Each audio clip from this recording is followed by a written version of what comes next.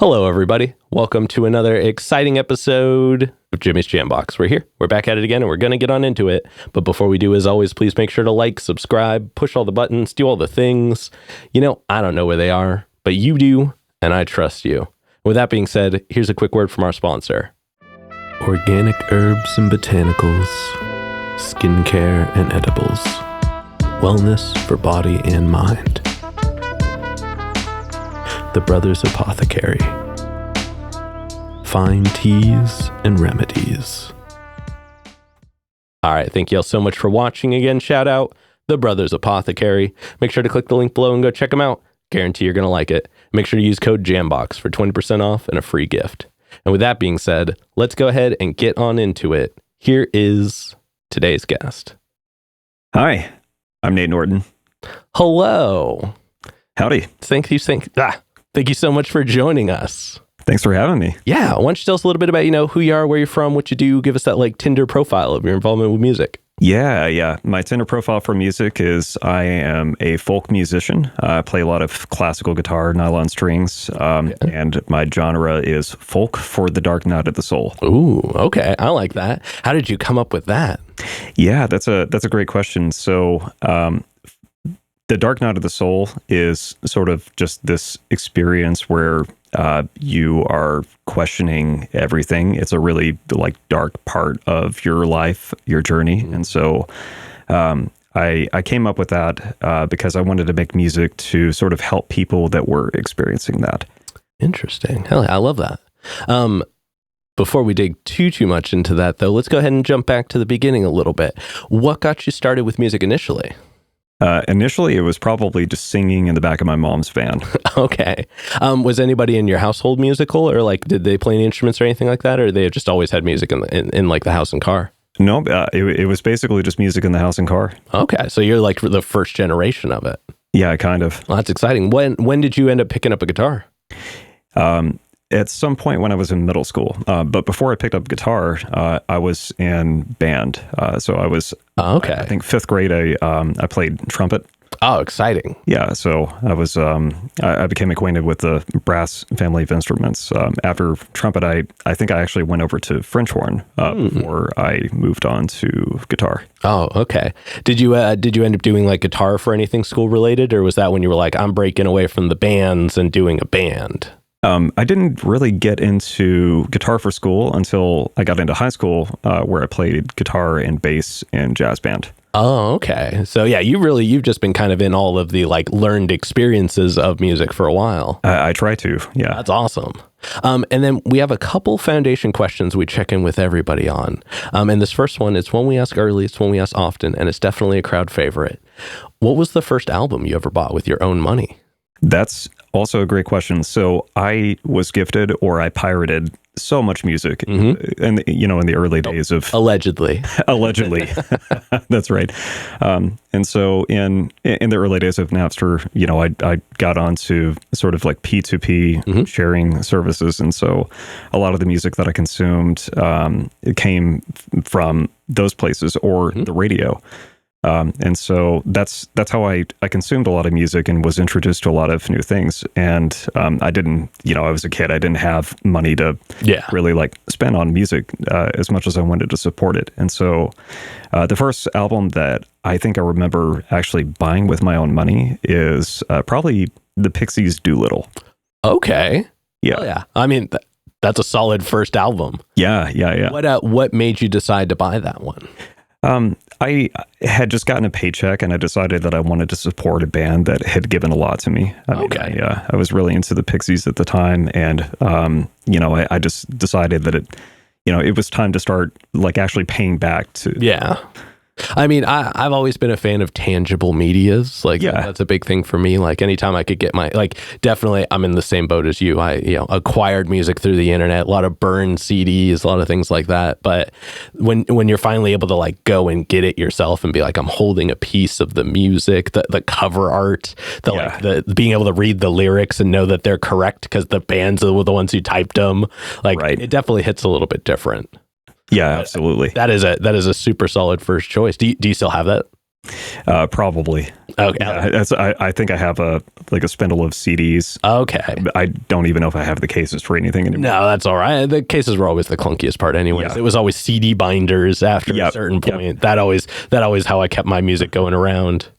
And then what was one of the first live shows you ever went to? That was like one you wanted to go to. So like you saw it was happening, you got tickets, you went to it. Yeah, so in the area of the country that I grew up, there wasn't a whole lot of live shows in terms of what you would see here. And so I didn't really get to my first concert until I was almost 18, but I saw Def Leppard and Journey. Okay. Yeah, so that was like a concert. Yeah, that's a big show. Yeah. That's a big show. Like, I would ask if there was even anybody else playing, but I don't think it would matter after those two. Yeah, exactly. If there was anybody else, I don't remember who. Yeah, well, solid experience for sure. Oh, yeah. I assume it was Def Leppard and then Journey in that order? I think so, yeah. Man, what a good show. Yeah, it was great. Hell yeah. It was great. I was in the nosebleeds and I was going to say, I think any seat is a good seat when you're seeing them. You know what I mean? Like they just kind of had music for that size of space. Yeah. And just, I'm sure it was incredible. It was. Yeah. One of the first shows I ever went to was Ozfest 2005. And I went for the headliners, obviously. Mm-hmm. But at that particular time, it was Mudvayne, Black Label Society, Iron Maiden, In Flames, and I think it was Ozzy, not Black Sabbath. Wow.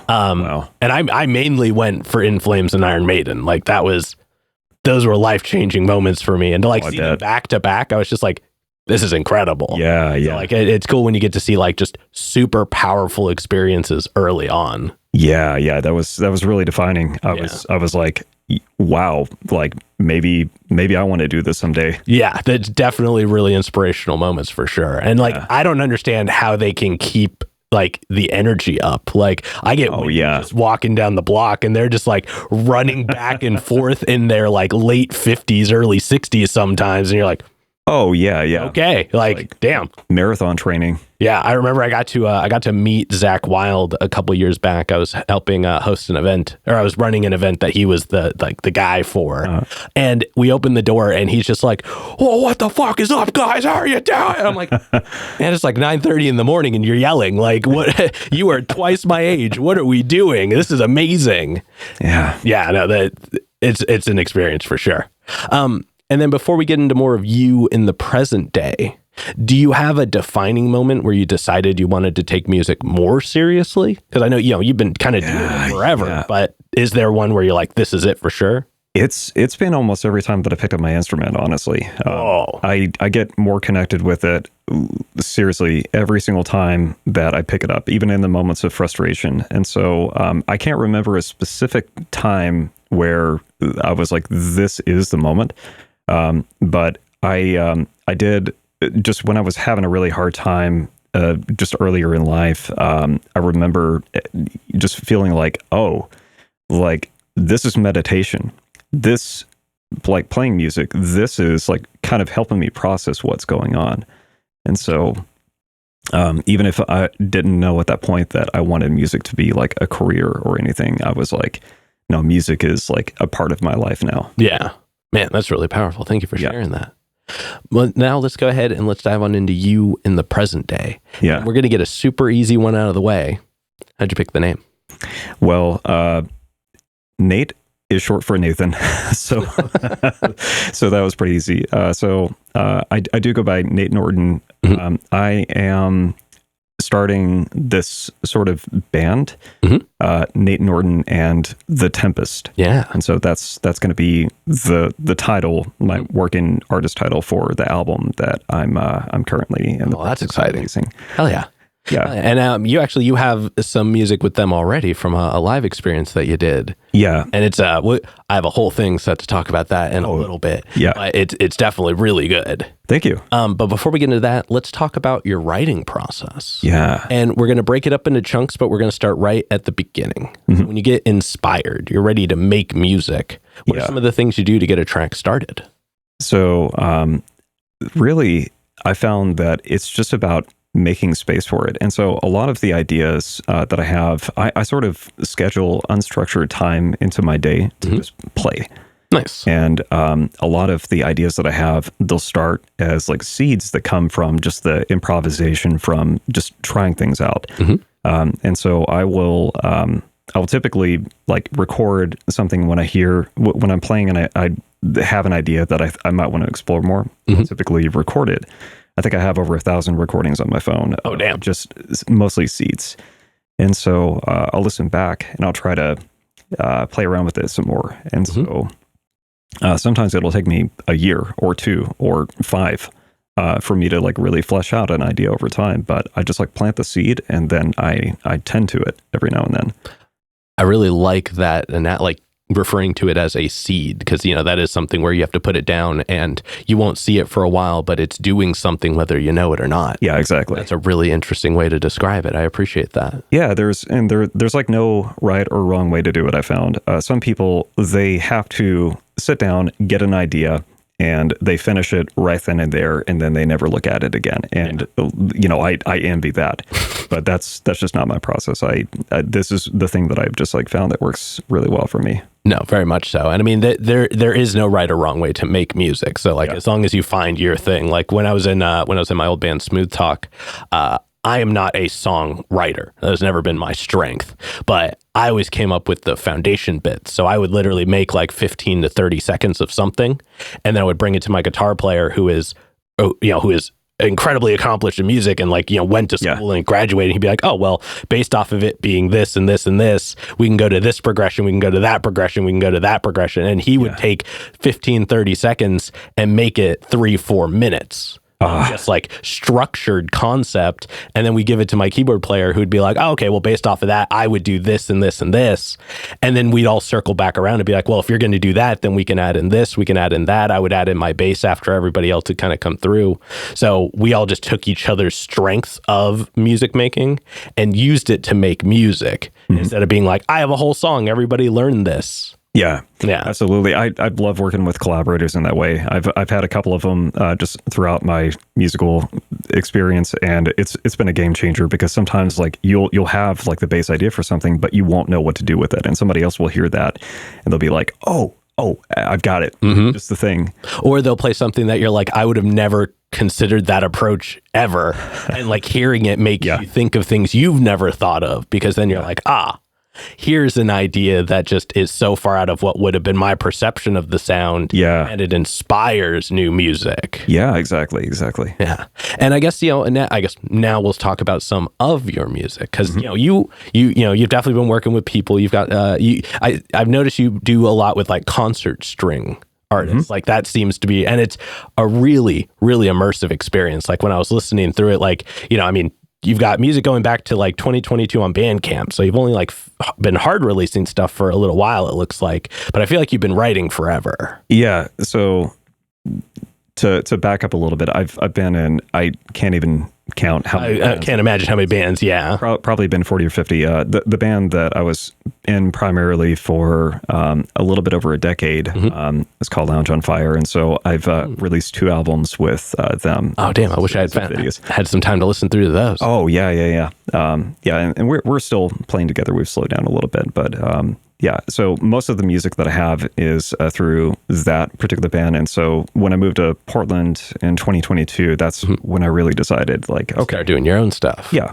Okay. And I've been writing for forever, but I just haven't really had the time to release because I've been focusing on other projects. That makes sense. Now it's like, okay, well, all of these really ambitious ideas that I've had of, playing with an orchestra or, I love strings. Strings are just magical. They're the first time I heard them, it just turned my head. It was like so lush. And so the science like audibly behind like organized concert strings is incredible. Like the way that they have dissected how the sound can be layered, how they happen in between each other, the way that they all just resonate together. There's not really anything that compares. Like, and it's crazy how you can have only like 3 pieces, and it feels immense. Yeah. And one of the things in the studio that we've been playing around with is we taking the different takes and then stacking them on top of each other so that it just sounds so it's extra absolutely massive. Wow. That's really powerful. Yeah. And I mean, I was listening to like your Tiny Desk performance was incredible. Thank you. So good. And like you have a really good sound, like just based off of your answers. Like I wanted to wait to bring this up until now, but just based off of what you said, like it's very clear that you understand how to accompany your instrument and how your instrument accompanies you. Like your voice is really distinct, but not in like a like jarring or like questioning way of like, oh, he's trying to do like it. You feel very comfortable in the way that you present your music. And you feel very like fulfilled in like the sound that you put out. And like, when I was listening to your demos, I was very surprised when I saw that they were all one takes off of an iPhone, just because like the presentation was there, like the control, the structure. And when you were playing with other people, I'm going to jump ahead in notes on this. When I was listening to Kerosene Dream, the gang vocals in that, oh yeah, explosive. It just was so grabbing and so like powerful. And even I do this bit where I pick out a personal track, and mine was Anna. Oh yeah, from your live performance with the Tempest in Neurolux. I'm saying that Neurolux in Boise. Yeah. It was just I'm going to read straight from this because it was so much. It was a dizzying whirlwind of sonic movements accompanied by your distinct vocal tone, peppered with spikes of falsetto, in a really captivating experience. Wow, thank you. Yeah, that's incredible. It was really good. It was really good. Like just to shorten that up a bit, it felt so well put together. It felt like everybody was there for the music, and it was really powerful. So I would love to know, like, can you share with us some of the experience of that live performance? Yeah, absolutely. So that live performance was the debut of this presentation of my music. Oh, exciting. So, and so I had sort of a show at Neurolux, which was probably my favorite bar in Boise. And a couple of string players that I've been working with on, through other projects for a little bit. So we got together on that night and recorded the whole performance, and so I still have some tracks that I'm considering releasing from that. Oh, exciting! And I got a couple of friends to take some video of the performance, which you've seen as well. And so that was like the debut, like the proof of concept that, okay, I've had this idea, I really want to try this out, and I had a lot of people help out with it. And so it was a massive success. I worked for several months leading up to that on getting string arrangements. I think I wrote 6, and then I had another friend here write 1 or 2, and then my friend Andy Rayborn, Paper Gates, who is also here in Portland, he wrote, I think, 3 or 4 of them as well. Oh man, that's awesome. And so, Anna was one of the ones that he did, and that was like by far the most intricate arrangement. It's a really cool track. If y'all haven't listened to it yet, please go do that. Like after this interview, obviously, but please do that. I mean, the whole performance was really good. And I know recently you did a little stint in Europe where you were traveling around. Did you do a lot of music during that time? Yeah, so I went to Europe with this other group that I play with here. I play French horn for a group called Twin Bridges. Oh, exciting! And so, they put together a European tour through the Netherlands and Paris, France, and Belgium. And so, spent 12 days in April over there. That's awesome. What was music like there versus here? Like, what are some of the similarities? What are some of the differences? It was an incredible experience. The thing that I noticed the most about music is that the people there paid so much attention to what was happening. So we didn't play at like a noisy bar. We played at really intimate venues where people were just hyper focused on the music. Wow. And it just felt like music is the focus here, not like the alcohol or, we're not here for a different reason than there happens to be music. Yeah, not to socialize. You're there for a concert, it feels like, regardless of the size or space. Yeah, and that was a consistent experience for everywhere that we played. That's really cool. Yeah. Damn. It's almost like you were playing a So Far show, but everywhere. Yeah, that's what it felt like. That's awesome. Yeah. And now I am a little curious to know, because you got a fair amount of songs out. You've done a handful of performances and things. What is one of your favorite songs to perform? Oh, my favorite song to perform right now is it's called I just finished writing this like maybe a month ago. Oh, awesome. And so it's called I Am Your Son. Mm-hmm. And so it's a song that it's very, so it's got a lot of like fast fingerstyle guitar on it. And it combines like sort of all of the elements of music that I've ever loved. Oh, cool. And so there are some like kind of rapid vocals. It's a really silly song. It's one of the few like truly just like uplifting and happy songs that I've written. And it's about just like appreciating my community and just how like much... Like I'm thankful that I ended up here, in Portland, and met some of the amazing people that I have, and just like what kind of cosmic alignment brought us here. I'm just like really thankful for, having a place in this community and feeling like I have a sense of belonging, and that we're all in this together. That's awesome. Yeah, and as I've talked to many people in this area, the commitment to the area is so unlike anywhere else I've ever been. Like the people here really do make the music space really feel different and unique. So it's cool that you were able to kind of capture that and make an entire track out of it. Like, I'm really excited to see that when it comes out. I assume you're planning on releasing that at some point. Oh yeah. Yeah. Oh yeah. That's awesome. And then I guess let's talk about some music that you're working on. So let's look at stuff that hasn't come out yet. Yeah. How would you describe some of the new music that you're working on? Yeah, that's a great question. It's constantly evolving. I will say that the sort of common thread that I have with all of the music is fingerstyle guitar, airing mostly on the side of nylon string because I'm a sucker for that. And then I also am writing a lot of things that I can perform solo, but I'm trying to perform as often as I can with other string players.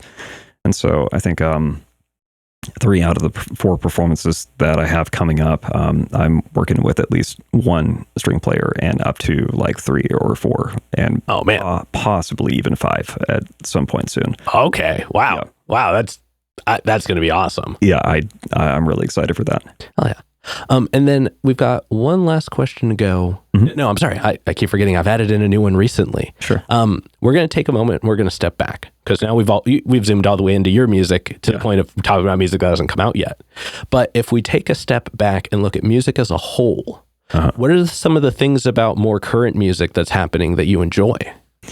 I really enjoy the fact that music now is more accessible than it's ever been in the existence of humanity. And so, like I was talking about earlier, I used to really consume music through listening to the radio. And there was something magical about sitting down in front of the radio and you didn't know what was going to play next, or like watching MTV and you don't know what video is going to play next. And so there was this element of, you're left to the random chance of, the resources that you have. And now, as long as you have the internet, you can access just anything out there. You have this like sort of freedom to, really dive in and experience something like in depth that you never would have before. And I think that also, I can see kind of both sides of this, like how it's both good and bad, but there's a lot of it's cheaper now to like access gear for making music. And so people are more easily able to create music than they ever have before. And so it's you can find a very like a decent USB interface and hook it up to a computer. And like, I think I can't even tell you how many albums were recorded with just like a Shure microphone, know, like the famous like Bon Iver album, of course. And like I think one of the Tame Impala records. And so it's proven to the world that you don't need great gear in order to make great music. It really is like super, super accessible. And you don't even need like a record label to get your music in the ears of anybody who was looking for what you were creating. Yeah. So yeah, that's my favorite part about the state of music today. Damn. I mean, I couldn't agree with you more. And it's usually a conversation I end up having with a lot of people off camera is just like the duality. Because, there are a lot of people like, oh, music is oversaturated now. Being able to like make your music at home means that anybody can do it. And so nobody's doing like this and that. But I couldn't agree more. I think the availability to create music has always been real, whether we like it or not. Like, really, it's just the availability to capture music is the only thing that's changed fully. And I think that is causing the entirety of music to change as a whole, because now it's like you're not limited to, oh, I don't have X amount of dollars, I can't go record this odd thing. Like, I know it may not be like something that the person recording it'll even like, so they're not going to try and put effort into it. They're just going to be like, all right, here it is. Being able to commit to your own sound and like put it out there, and being able to hear everything. One of the big things for the show here is that I get to listen to so much different music. And way back in the day, I used to stylize the audio episodes around whatever music the guests would bring for their 3 tracks. Right. So like there'd be some times where I'm like, man, I've never heard music like this ever. I don't even know how I'm going to pick 12 more tracks to go with this. But by the end of it, I'm like, I found 10 new artists that I didn't even know of until like days ago. Mm-hmm. And that's, for me, that's a really big thing. I love new music as a whole. So yeah, I got to agree with you wholeheartedly on that one. Yeah, absolutely. Yeah. All right. Now for the final question in the middle portion. And this is probably the densest question in the interview. Good. We've talked a lot about, your experiences with music, the actions, the reactions, things you're doing. And you kind of already answered this one. So I'm excited to hear just the more in-depth version. Sure. But when it's just you and music one-on-one, what does the music get back to you? Oh, wow. I mean, I don't even know if it's something that the music necessarily gives back to me. Mm-hmm. It feels like the music is me when I'm alone with it. Like it's become such a huge part of my identity that I don't even know like how to exist without it. Damn. And it feels like, I read this book a while back, The Music Lesson by Victor Wooten. Mm-hmm. I gave that to my mom for Christmas. Oh, amazing. Yeah, phenomenal book. Phenomenal book. I recommend that to everybody out there. Even people that are not in music, I think that it will make you think about music a lot differently, because he talks about how there are so many different components of music. It's not just, just the rhythm. It's not just the melody. There's like tone and timbre, and there's all these different elements that make up a song. And it, even just like walking through a forest and just like the beat of your footsteps. Mm-hmm. And so I think about it when I hear sounds, when I hear, anything, I'm thinking about, all of the different elements, even just like the rumble of an air conditioner. I'm thinking about that in terms of like the textures that it's providing, the ambience of the room.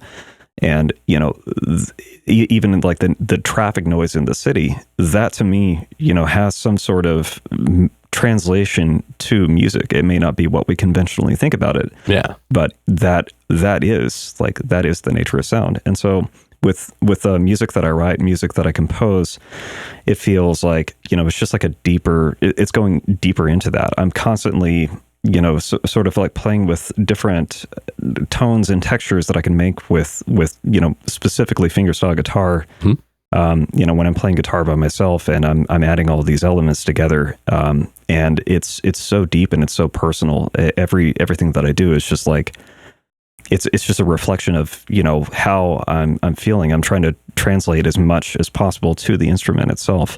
And it feels like, the compositions, especially the lyrics, they're a journal. They're a journal of sorts. And they are, for me, the whole process is just meditation, from start to finish. And it's my way of connecting with, those emotions. And it's also my way of connecting with other people. So, yeah. Yeah. Man, that's really powerful. As just to expand on the meditation aspect, because you said that in the beginning as well. Can you expand on that a little bit more? Like the sensation that comes from it? Like, do you find that like you leave your body a little bit when it happens? Do you find that it like occupies you when it happens? Like, how would you explain that a little bit more? Yeah. I mean, it really is like a full like mind-body connection. I mean, music is a drug. It really is. And so when you're listening to music, you are stimulated, and your neurons are firing. You are connecting with experiences that you've had. The thing that I've realized is that and this is really important for musicians to remember. Nobody is listening to your music for themselves or for you. They're listening for themselves because they are getting something. They are connecting with an emotion that you are conveying. They're not just like listening to you just because like you are you. Yeah. They're listening to you because you're providing something to them in terms of like connection to emotions or connection to other people. They want to be able to share that experience with other people, or they want to be able to use this to understand something about themselves. And so I think as far as like the meditation goes, it really is it's all about connection. It's about connection to that feeling, about that experience. And it can be like an out-of-body experience. It can be a reflection. It can be just a total physical resonance like with your instrument. There's so many different ways that can happen. But yeah, to me, it is like fully the process of both like playing and listening to music. Like it can be absolutely just like a fully meditative and mindful experience. Yeah, that's really powerful. Thank you for going through that first. Yeah. But now let's move on to some hypothetical questions. And for these, sky's the limits. The questions are all made up, so the answers are allowed to be as well. But this first one's pretty straightforward. If you could work with any one person, the only requirement is they have to be alive. Yeah. Who would you want to work with, and how would you want to work with them? Oh, probably Hans Zimmer. Okay. Yeah, Hans, like I want to learn how he's able to just produce like such epic, massive cinematic sounds. And honestly, I want him to score some of my music. Oh yeah, I mean, yeah, damn, that's a really good answer. And I mean, as soon as you said it, I was like, that makes perfect sense. I don't think I've ever gotten Hans Zimmer as the answer for that question before, so that's the first time for sure. Yeah. And then subsequently, who's a local artist that you're aware of that you haven't gotten to connect with yet, but you would like to? Oh, all of them. I mean, honestly, there's so many people here that I would love to work with in so many different ways. Like even people that are not in my genre. One of my friends is a rapper, and we've talked about actually, doing something that is like cross genre, like finger style, like almost classical inspired guitar with like, hip hop, like rap, overtones, and that could be a really cool collaboration. I can't even name just one, honestly, because there's so many people that I want to work with. Fair. There are a lot of them out there. I mean, anybody who wants to work with Nate, just put yourself in the comments. That would be powerful. Yeah, and anybody that needs some French horn too. True. Multi-instrumentalist over here. And then for this next one, like I said before, sky's the limits, and it's pretty literal in this sense. But if you could perform anywhere in the world, and you wouldn't have to worry about crowd access or building stability or power, it was guaranteed the best lineup, guaranteed the best show, and it doesn't have to be a venue. It can be anywhere. Yeah. Where would you want to perform? Wow. I've always thought it would be cool to have like an underwater concert. Okay. Like some sort of like, I don't know, just a bubble at the bottom of the sea, and you're like looking out and, okay. So like submerged experience. Yeah. That or like, I guess like some Pompeian ruins, Yeah. Like for some reason I was thinking you were going to say Stonehenge. And I was like, yeah, there we go. Yeah. Hell yeah. And then to wrap up the hypothetical questions, if you could get one more album from anybody, they could be alive, they could be dead, they could have not put out an album in 100 years, they could have put out an album yesterday. Yeah. Who would you want an album from? Probably Mr. Bungle. So they put out my absolute dream album. This is like a desert island album for me, and it's like revolting to the overwhelming majority of people that I've shown it to.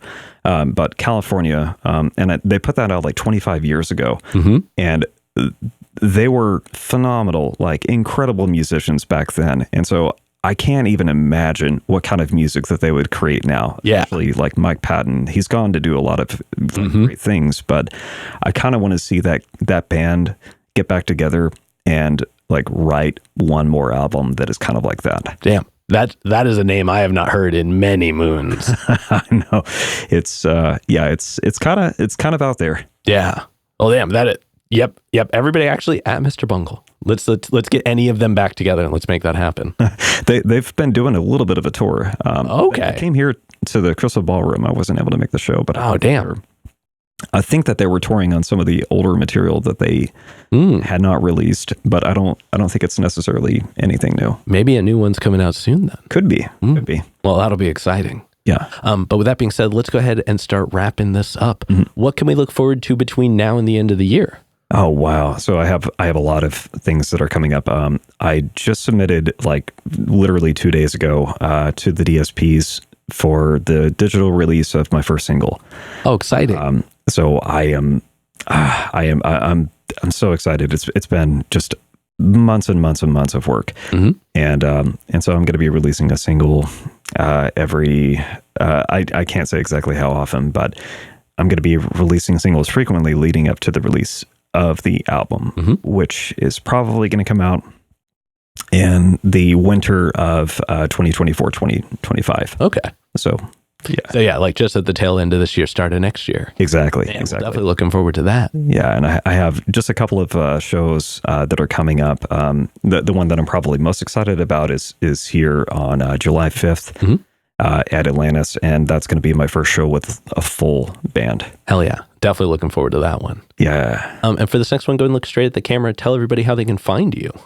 You can find me on Instagram at Saturday Nate Fever. And I will soon have music on Spotify and everywhere that you can find music. And I currently have a couple of demos on Bandcamp and SoundCloud. Oh, yeah. And then any other plugs, any other shout outs, anybody else you'd like to put on while you're on here? Just shout out to Twin Bridges, who I just spent 2 weeks with in Europe.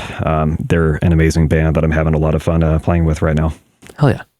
All right, now we've got one last question to go. But before we do, I'm going to steal the camera for just a second. Sure. As always, y'all, please make sure to like, subscribe, push all the buttons, do all the things. You know, I don't know where they are, but you do, and I trust you. And one more shout out to the Brothers Apothecary. Make sure to click the link below and go check them out. Guarantee you're going to like it. And with that being said, the final question. And this is entirely up to your interpretation. But what is an album you feel is more on the obscure side? So it's a deep cut. It's one not a lot of people would know, but it's one you think everybody should know. Oh boy. I would almost have to answer that the same album for Mr. Bungle, California. If you haven't listened to it, you're probably going to hate it, but give it a chance anyway. Give it like 3 or 4 songs before you decide whether you like it or not. Okay. That is definitely a solid rec. And I'm actually kind of glad you brought that one back because I think that is a really good answer. But with that being said, we're going to go ahead and get up on out of here. Thank you so much for joining us today. Thank you for having me. Yeah. And this has been another exciting episode of Jimmy's JamBox. I'm Jimmy. I'm Nate. And we're signing off. Later, y'all. That's a wrap. This is not a podcast. This is a show.